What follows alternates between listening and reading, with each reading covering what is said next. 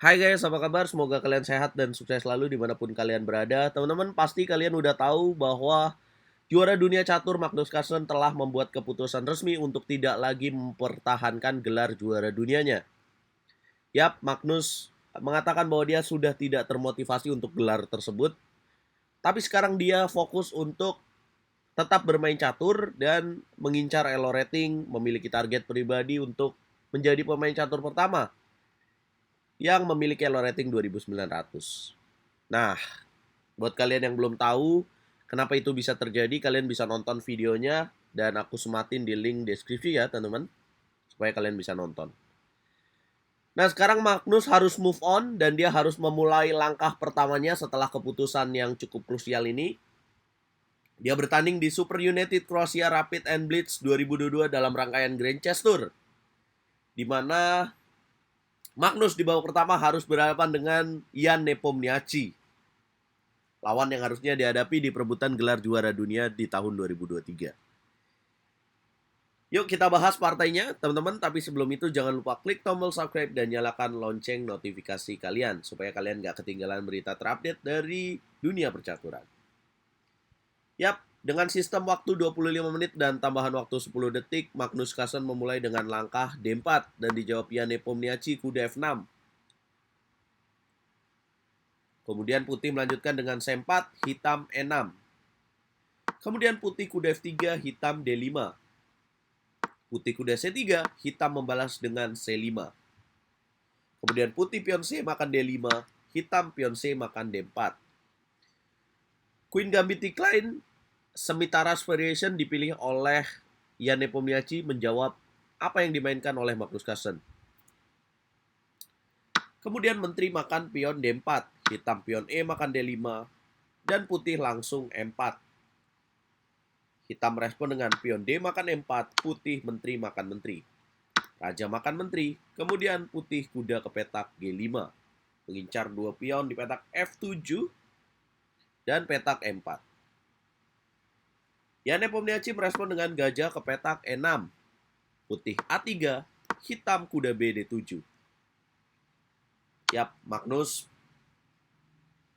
kuda makan gajah di petak E6 skak, pion F makan E6, dan putih G3. Tujuannya sangat jelas, mengembangkan gajah putih dan mengincar pion di petak E4. Hitam yang sudah unggul satu pion, coba mempertahankan pion di petak E4 dengan benteng C8, putih gajah G2, hitam kuda C5. Putih rokade pendek, hitam gajah ke petak D6. Putih benteng ke petak B1, hitam gajah ke petak E5.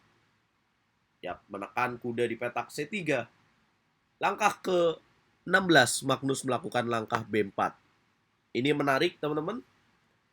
Ketika kudanya diancam, tapi Magnus malah mengancam balik kuda di petak C5. Apa tujuannya? Yap, jika hitam memakan kuda di petak C3, Magnus akan makan kuda di petak C5 dan akan membuka jalur ancaman benteng B1 mengancam pion B7. Jika hitam menahan dengan benteng C7, maka Magnus akan cukup senang dengan gajah ke petak E3. Yap, dia akan memiliki tekanan pada pion B7 dan akan mengaktifkan serangan lewat benteng C1.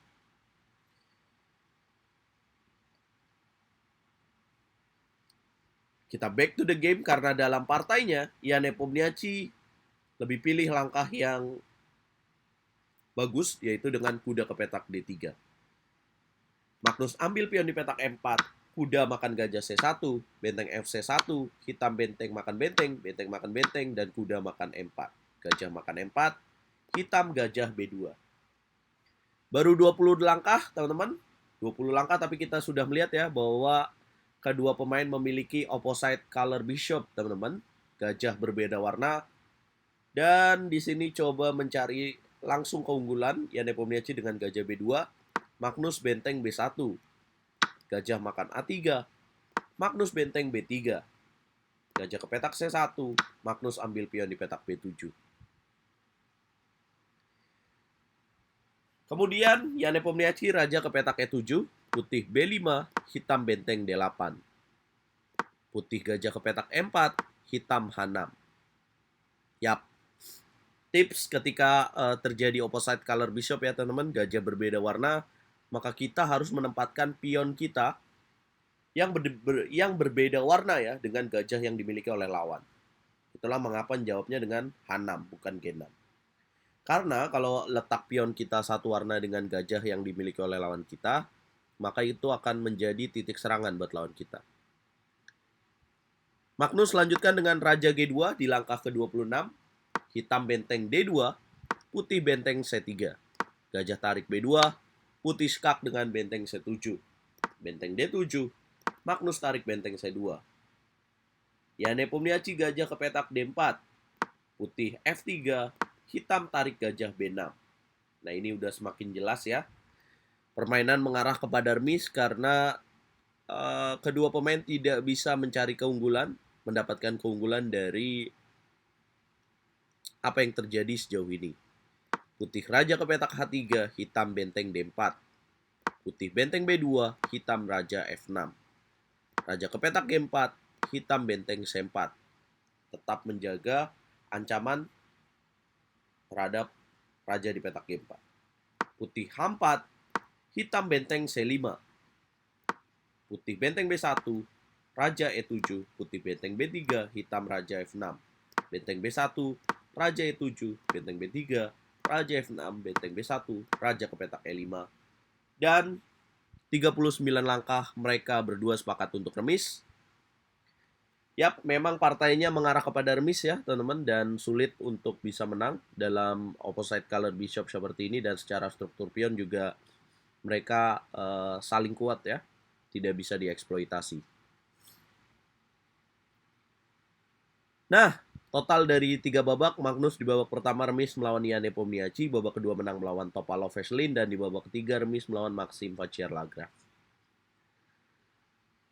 Yap, teman-teman, jangan lupa pantau terus turnamen yang diikuti oleh Magnus Carlsen ini dan diikuti oleh 9 pecatur lainnya. Super United, Rapid, and Blitz di Kroasia, tepatnya di kota Zagreb. Nanti malam jam 8 malam akan ada lanjutannya babak keempat sampai babak ke-6. Satu-satunya channel yang menyiarkan live streaming hanya di YouTube RL Chess. Guys, menurut kalian, apakah Magnus akan keluar sebagai juara dari Super United Croatia Rapid and Blitz 2022? Atau Yane Pomniachi akan menunjukkan tajinya setelah memenangi turnamen FIDE kandidat? Coba komen. Dan jangan lupa like, share, komen, dan subscribe. Bantu aku untuk menembus 23.000 subscriber, teman-teman. Kita ketemu nanti malam. Dukung terus Pecatur Indonesia. Catur Yes Indonesia. Jaya bosku. Oh iya, selamat Hari Catur Internasional ya. Yang tepat dirayakan 20 Juli, teman-teman.